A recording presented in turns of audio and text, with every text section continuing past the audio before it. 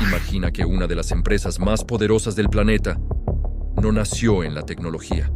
¿Sabías que Samsung empezó vendiendo algo tan simple que hoy nadie lo asociaría con innovación o futuro? Pescado seco, fideos, frutas. Y si te dijera que estuvo a punto de desaparecer varias veces, antes de convertirse en un imperio global.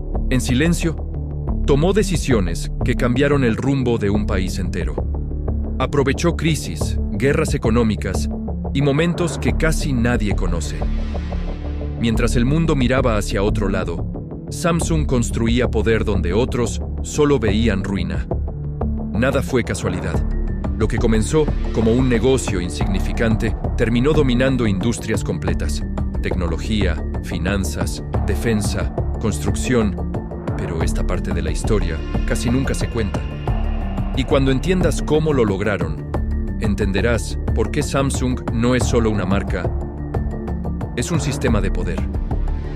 Porque hoy, Samsung representa el 17% del Producto Interno Bruto de Corea del Sur, 17% de todo un país. De MIMOS, una sola familia controla un imperio de 80 empresas que van desde semiconductores hasta hoteles de lujo, desde seguros de vida hasta parques de diversiones. Pero antes de los smartphones Galaxy, antes de los chips que equipan a Apple, antes de las pantallas que todos usan, hubo un hombre con 30,000 wones prestados por su familia. Un hombre que fracasó, que quebró, que lo perdió todo y que construyó el conglomerado más poderoso de Asia. Esta es la historia prohibida de Samsung. 1910. Condado de Uireong, al sur de Corea. Nace Lee Byung-chul, en una de las familias terratenientes más importantes de la región. Su familia posee tierras extensas, tienen poder, tienen dinero, tienen respeto. Lee es el menor de los hijos, y como menor no heredará las tierras principales. Pero su padre le da una oportunidad. Lo envía a estudiar a la Universidad de Waseda en Tokio, Japón. Es 1929. Corea está bajo ocupación japonesa. Pero para las familias ricas, Japón es oportunidad. Lee pasa 2 años estudiando, y entonces su padre muere súbitamente.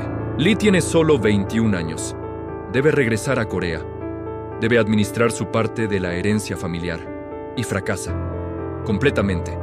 Sin experiencia. Sin conocimientos. Sin mentoría. Lee toma decisiones desastrosas. Abre un molino de arroz. Fracasa. Abre una agencia de transporte. Fracasa. Invierte en una fábrica de bebidas alcohólicas. Fracasa. Para 1937, ha perdido casi toda la fortuna que heredó. Está endeudado. Ha tenido que vender las tierras familiares para pagar préstamos bancarios que nunca debió pedir. Lee Byung-chul tiene 27 años y está en bancarrota. Pero entonces, en 1938, solicita un préstamo familiar. 30,000 wones, aproximadamente $1,000 de la época, menos de lo que cuesta un auto usado. Y el 1 de marzo de 1938, en Daegu, una ciudad al sureste de Corea, Lee Byung-chul funda Samsung Sangwe. Samsung, 3 estrellas en coreano. ¿Qué vende? Pescado seco, frutas, verduras, fideos. Es un negocio de comercio. Compra productos locales. Los exporta a Manchukuo, el territorio controlado por Japón en el noreste de China. Es simple, es pequeño, es insignificante, pero funciona. 1945. Japón se rinde. La Segunda Guerra Mundial termina. Corea recupera su independencia después de 35 años de ocupación. Lee traslada Samsung a Seúl, la capital. Amplía su negocio. Ya no solo exporta pescado y frutas. Ahora procesa alimentos, fabrica textiles, construye relaciones con el nuevo gobierno de Syngman Rhee. Y aquí es donde comienza la verdadera historia de Samsung. Porque Lee entiende algo que pocos empresarios coreanos entienden. El poder no viene solo de vender productos.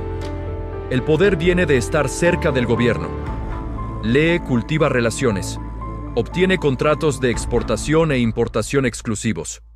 Se vuelve indispensable para el gobierno. Y entonces, en 1950, explota la Guerra de Corea. 25 de junio.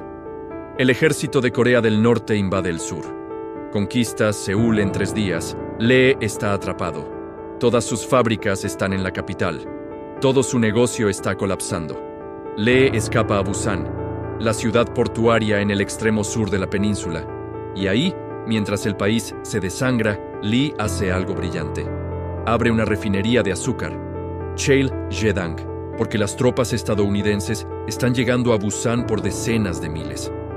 Y las tropas estadounidenses necesitan suministros, necesitan productos, necesitan proveedores locales. Lee se convierte en ese proveedor. Samsung prospera durante la guerra. Mientras millones de coreanos mueren, mientras el país se divide permanentemente, Samsung vende azúcar, textiles, alimentos a las tropas estadounidenses. Es oscuro, es oportunista, pero es supervivencia. Cuando la guerra termina en 1953, Samsung ya no es una empresa pequeña, es uno de los principales contratistas del gobierno. Es uno de los 10 conglomerados más grandes de Corea. Y Lee Byung-chul ha aprendido la lección más importante de su vida. Las crisis crean oportunidades. Si estás preparado, si eres despiadado. 16 de mayo de 1961. Un golpe militar sacude Corea del Sur. El general Park Chung-hee toma el poder. Es un dictador brutal, pero tiene una visión: convertir a Corea del Sur, uno de los países más pobres de Asia, en una potencia industrial. Y para eso necesita a los chaebol, los conglomerados familiares. Lee Byung-chul está en Japón cuando ocurre el golpe. No regresa inmediatamente, porque sabe que está en problemas. Durante años, Lee ha evadido impuestos, ha sobornado funcionarios, ha construido su imperio con métodos que, técnicamente, son ilegales. Park Chung-hee lo sabe y pone a Lee en una lista de empresarios corruptos que serán investigados. Pero entonces Park hace una oferta. Le dice a Lee: olvido tus crímenes, pero a cambio, Samsung debe seguir mis directrices económicas. Debes invertir en las industrias que yo elija. Debes renunciar al control de los bancos que compraste y debes ayudarme a industrializar Corea. Lee acepta. No tiene opción. Y así nace el modelo económico coreano que definirá el país durante las siguientes décadas. El gobierno dicta qué industrias son estratégicas. Los chaebol invierten masivamente en esas industrias. El gobierno les da créditos baratos, protección arancelaria, contratos exclusivos. Es capitalismo dirigido por el Estado. Es autoritarismo económico y funciona increíblemente bien. En 1963, Samsung entra al negocio de seguros. En 1969, funda Samsung Electronics en Suwon. El 1 de noviembre de 1969. Esa es la fecha real que cambió todo. Samsung Electronics nace con 45 empleados. Comienza fabricando televisores en blanco y negro baratos. No son buenos. Son copias de productos japoneses, pero son baratos, y Corea necesita productos baratos. Durante los años 70, Samsung se expande agresivamente. Textiles, construcción naval, química, petroquímica.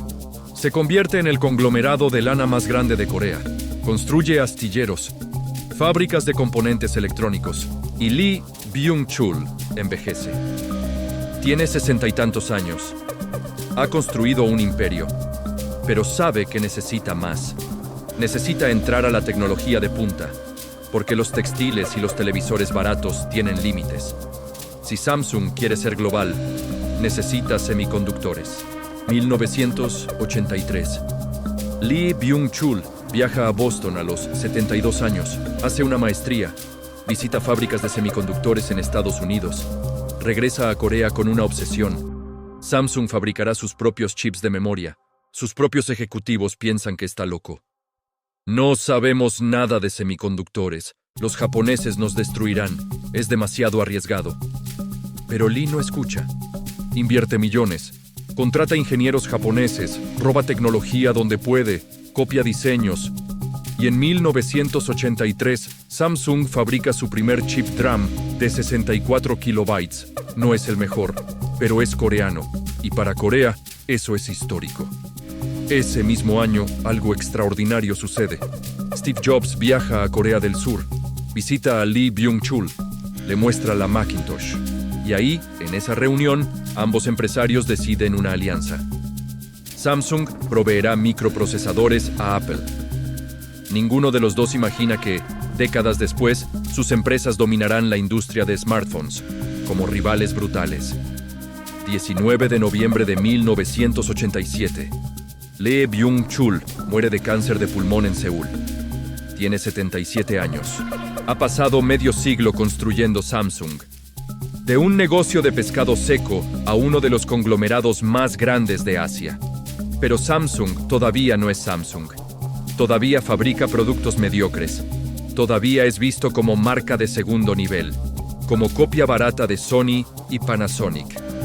Hasta que el tercer hijo de Lee, un hombre callado y visionario, toma el control. Su nombre, Lee Kun-hee, y va a hacer algo que nadie esperaba. Junio de 1993. Frankfurt, Alemania. Lee Kun-hee reúne a sus principales ejecutivos en un hotel. Durante horas, habla sin parar. Les dice que Samsung está fracasando, que sus productos son basura, que nadie en el mundo respeta la marca Samsung y pronuncia la frase que se convertirá en leyenda. Cambien todo, menos a sus esposas e hijos. Los ejecutivos están atónitos. Samsung es rentable. Vende millones de televisores. ¿Por qué cambiar? Pero Lee Kun-hee ve lo que ellos no ven. China está llegando. Y si Samsung sigue compitiendo en precio y volumen, China los destruirá. Samsung necesita competir en calidad, en innovación, en diseño. Lee regresa a Corea y ordena algo radical: alargar la jornada laboral. El horario de inicio pasa de 8:30 de la mañana a 7 de la mañana. Quiere que los empleados piensen obsesivamente en calidad. Y entonces, en 1995, hace algo que nadie olvida. Lee ordena que detengan todas las líneas de producción en la fábrica de Gumi. Saca todos los productos fabricados, más de 150,000 teléfonos celulares, máquinas de fax, televisores, y los destruye a martillazos frente a 2,000 empleados. Después los quema. Una hoguera masiva con más de $50 millones en productos. Los empleados están horrorizados, algunos lloran. Pero Lee les dice: estos productos no son dignos del nombre Samsung. Si van a fabricar basura, mejor no fabriquen nada. Es brutal, es despiadado, pero funciona. 2 años después, en 1997, Asia enfrenta una crisis financiera devastadora. Monedas colapsan, empresas quiebran, gobiernos piden rescates al FMI. Samsung despide a 24,000 empleados. Es masacre. Pero sobrevive. Y cuando la crisis termina, Samsung emerge más fuerte, porque sus competidores están destruidos, y Samsung ha usado la crisis para comprar tecnología, patentes, talento a precios de liquidación. En 1992, Samsung se convierte en el mayor fabricante mundial de chips de memoria DRAM. En 1998, domina las pantallas LCD. En 2001, entra al mercado de smartphones, y en 2012, Samsung destrona a Nokia como el mayor vendedor de teléfonos móviles del mundo. Pero todo ese poder tiene un costo oscuro que Samsung nunca quiere discutir. 1996. Lee Kun-hee es condenado por sobornar al presidente Roh Tae-woo. Pagó enormes cantidades de dinero durante mucho tiempo, a cambio de contratos, protección, favores. 2008. Lee es condenado nuevamente por evasión fiscal y abuso de confianza. ¿Va a la cárcel? No. Recibe condenas con suspensión de pena. Y después, 2 perdones presidenciales. Porque Samsung es demasiado grande para caer. Representa el 17% del PIB de Corea del Sur. Emplea directa e indirectamente a millones. Si Samsung colapsa, Corea colapsa. Lee Kun-hee se convierte en el rey ermitaño. Vive encerrado en su mansión en el centro de Seúl. Rara vez sale. Rara vez habla con la prensa. Pero cada vez que dice algo, la bolsa de valores reacciona. En 2014, Lee sufre un ataque cardíaco masivo. Cae en coma. Y su hijo, Lee Jae-yong, asume el control de facto. Pero Lee Jae-yong tiene sus propios problemas. En 2017, es arrestado y condenado por corrupción. Está involucrado en el escándalo que derroca a la presidenta Park Geun-hye, quien termina con 32 años de prisión. Lee Jae-yong pasa un año en la cárcel, sale. Es recondenado, sale de nuevo, entra de nuevo. Es un ciclo interminable de corrupción, condenas, perdones, porque Samsung es intocable. 25 de octubre de 2020. Lee Kun-hee muere a los 78 años después de 6 años en coma. Nunca despertó de su ataque cardíaco. Su fortuna, $20.000 millones. Su legado, el conglomerado más poderoso de Asia. Hoy, Samsung es un monstruo de 80 empresas. Samsung Electronics es solo la más visible, pero el grupo incluye Samsung Life Insurance, la mayor aseguradora de Corea, Samsung Fire and Marine Insurance, Samsung Card, Samsung Securities, Samsung C&T, Construcción y Comercio, Samsung Heavy Industries, astilleros que construyen buques de guerra, Samsung Biologics, biotecnología, Samsung Engineering, Samsung SDS, servicios digitales y más, hoteles, parques de diversiones, hospitales, universidades privadas. El grupo Samsung genera ingresos anuales superiores a $376.000 millones, más que el Producto Interno Bruto de muchos países. Controla el 17% de la economía coreana. 1 de cada 5 dólares exportados desde Corea del Sur proviene de Samsung.